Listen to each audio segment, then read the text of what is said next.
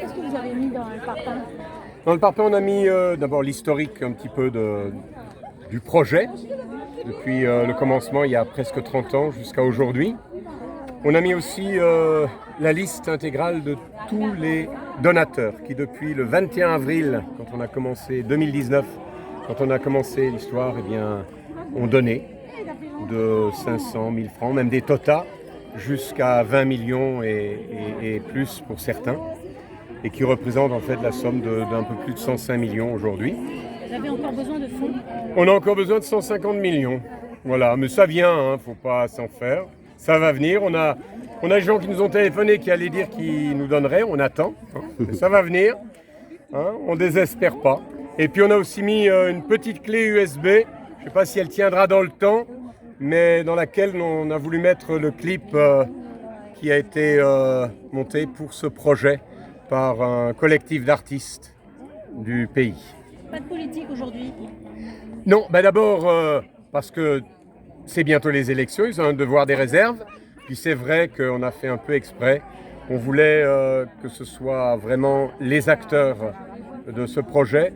Et depuis le commencement, on a voulu que ce projet soit vraiment purement des personnes, non pas de la société civile, au sens où, en tout cas, le pays, mais véritablement des gens qui veulent s'engager. La raison fondamentale, c'est quoi? Tout le monde n'est pas favorable au projet. En faisant appel aux dons, que ce soit aussi bien dans l'Église que dans la société civile, ne participent à ce projet que ceux qui veulent y participer. Parce que si on demande au pays, ce sont des impôts, ça veut dire que ceux qui veulent pas, ils sont contraints d'y participer. Donc ce projet, il est mené, porté que par véritablement ceux qui y croient. Alors vous avez quelques difficultés justement sur le chantier, où est-ce qu'on en est de l'accès encore des camions pour arriver à ce chantier? Vous avez des réponses là-dessus? Alors je crois qu'il vaudrait mieux poser la question à l'architecte parce qu'on a eu une réunion lundi je crois. Donc déjà on a réglé le problème immédiat qui était de transporter la grue qui est derrière moi. Hein. Et puis ensuite pour le passage, il semblerait qu'on ait trouvé une solution qui soit en dehors du terrain, mais on attend la confirmation. Parce qu'il faut voir, la mairie, elle n'était pas à la réunion, ce n'était pas prévu. Donc maintenant, on a sollicité la mairie pour l'autorisation. Vous semblez un peu usé par tous ces aléas qui retardent ce chantier? Oui, et puis non, ça dépend. Enfin, je tiens à les mettre sur la place publique. Pourquoi? Parce que moi, je n'ai jamais construit. Hein. Mais avec l'architecte, avec les entreprises, je me rends compte que nous ne sommes pas un cas exceptionnel. Hein. Que pratiquement tous les gros chantiers rencontrent ces problèmes. Qu'un permis de construire, ça peut aller jusqu'à 1 an et demi, 2 ans pour l'obtenir. Moi, le grand œuvre ici, il m'a dit je suis jaloux parce que toi, tu l'as eu en 4 mois. Moi, je trouvais que c'était déjà long. Hein. Et il paraît que non. Voilà, donc c'est vrai que c'est beaucoup d'aléas. Moi, je les découvre parce que je ne suis pas du tout du métier. Je n'ai jamais rien construit. Mais en fait, je découvre aussi que je ne suis pas seul. Pratiquement tous les gros chantiers rencontrent des obstacles de ce genre. Ça fait combien de temps que ce projet est né Je te disais, le premier don a commencé le 21 avril 2019. Donc on a lancé le projet, l'idée du projet en 2019, début 2019. C'était vraiment lancé, recherche d'un terrain, réflexion sur à quoi allait ressembler le terrain, le projet. Hein, ça a commencé sur un coin de table à Tevayete. Donc je vous disais tout à l'heure que Eric, qui est l'architecte, hein, venait comme bénévole. Et puis un jour, je lui ai dit, écoute, il va falloir qu'on pense à déménager. Est-ce que tu pourrais nous aider à faire un croquis pour un dessin? On a fait un croquis sur un coin de table, hein, avec un autre qui avait un petit logiciel Ind. Et c'est comme ça que c'est monté. Après, on a cherché, une fois qu'on a eu le bâtiment, les gens en général ils font le contraire, mais nous on a eu le bâtiment. Une fois qu'on a eu le bâtiment, on a cherché le terrain sur lequel on pouvait caser le bâtiment. C'était un peu la galère. Pourquoi? Bien d'abord parce que l'église n'a plus de terre au cœur de la ville. Donc il fallait absolument qu'on aille auprès du pays parce que c'est le seul qui a des terres. Voilà. Donc ici on est sur un terrain du pays qui nous est loué d'une façon symbolique pour 80 000 francs par an. Et une fois qu'on a eu le terrain, on a lancé l'affaire. Donc là, c'était le permis de construire et tout. Le centre devrait sortir de terre d'ici 1 an à peu près alors En principe, c'est mois de mai, juin l'année prochaine. Et vous évoquez des salles de formation également. Donc, Alors, vous verrez sur les plans là-bas, donc le rez-de-chaussée ici, on est en plein milieu dans la salle à manger. Là, vous avez la cuisine et puis les frais et là-bas au bout le dispensaire. Donc, il y a les médecins, psychiatres.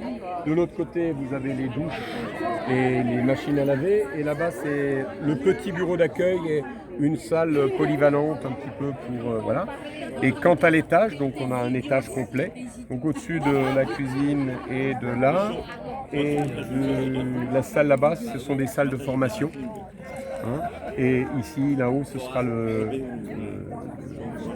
stockage de tout ce qu'on reçoit en aliments, à la fois pour les personnes à la rue et pour les colis alimentaires dans les quartiers. Combien de personnes pourront être hébergées dans Alors on n'héberge pas, on est bien dans un accueil de jour, hein, soyons bien précis. Alors au niveau du nombre de personnes à table, on peut monter jusqu'à 120, mais actuellement on est à 80, 70. Et par contre dans les salles, on peut en recevoir là aussi 80. C'est des salles, on a 4 salles de formation de 20 personnes. Et rappelez-nous, c'est uniquement des bénévoles qui font fonctionner ce Ce sont que des bénévoles qui font fonctionner le centre. Et, que ce soit au point de vue médical, que ce soit au point de vue formation. Alors, oui, un petit bémol, c'est-à-dire dans les formations, il y a bien sûr les formations qui sont assurées par les bénévoles, ce qu'on fait déjà, de la couture, de la confiture, etc. Et puis, il y aura un partenariat aussi avec le CEFI pour les groupes de personnes à la rue qu'on va former. Donc, c'est des instituts de formation qui sont pris en charge par le CEFI, comme pour tout le monde, une formation. Mais on leur mettra le local à disposition, ce qui permettra d'aménager les heures de façon à ce qu'ils puissent manger avant d'aller à la formation, qu'ils puissent se doucher. Parce que là, actuellement, quand on les envoie en formation, le problème, ils viennent manger chez nous. C'est toujours un peu juste parce que la formation commence à 7h30, donc ils n'y arrivent pas. Et puis, ils ne peuvent pas prendre de douche juste avant. Donc, l'idée, c'est ça, c'est vraiment de leur donner tout le moyen. Donc, pratiquement tout est bénévole, sauf ces formations qui seront en partenariat. Et l'actuel centre TVIT et futur ancien centre TVIT? Et il n'existe plus puisqu'il est fermé depuis le confinement, le premier confinement, il y a 2 ans. Et il fonctionne au presbytère de la cathédrale. Vous parliez des bénévoles tout à l'heure. Il y en a combien À peu près. un certain nombre. D'accord. Et vous en manquez Alors actuellement, au sens strict, on n'en manque pas, mais on en aura besoin de plus. Mais si tu veux actuellement, parce qu'on est à l'étroit, nous, donc on ne peut pas développer les activités. Mais on est bien en gros à une quarantaine de bénévoles, si tu veux. Parce que bon, c'est vraiment du bénévolat. Donc l'idée, c'est quand même que ce soit un plaisir, que ce ne soit pas une charge. Donc on a des personnes qui viennent un jour par semaine, le matin, pour faire le repas. Il y en a, tu vois, c'est très, très varié. Et puis on a 3 médecins qui viennent, un psychiatre, qui viennent eux aussi bénévolement. C'est urgent de faire ce centre-là aujourd'hui? C'est urgent, oui. D'abord parce qu'il faut donner des conditions qui soient dignes. Je veux dire, là, par exemple, actuellement, chez moi, là, ils peuvent prendre une douche, c'est dans la cour, c'est une douche de plage. Le repas, on le fait à la cour, ils mangent, on distribue ça comme ça. Voilà, il y a une question de dignité.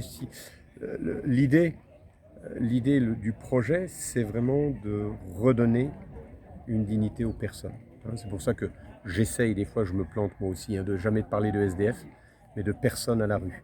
Ce sont d'abord des personnes. Et donc une dignité, que ce soit sur la nourriture, bon, pouvoir manger, ça c'est pour quand on a mangé on peut réfléchir, mais ensuite pouvoir se laver, etc.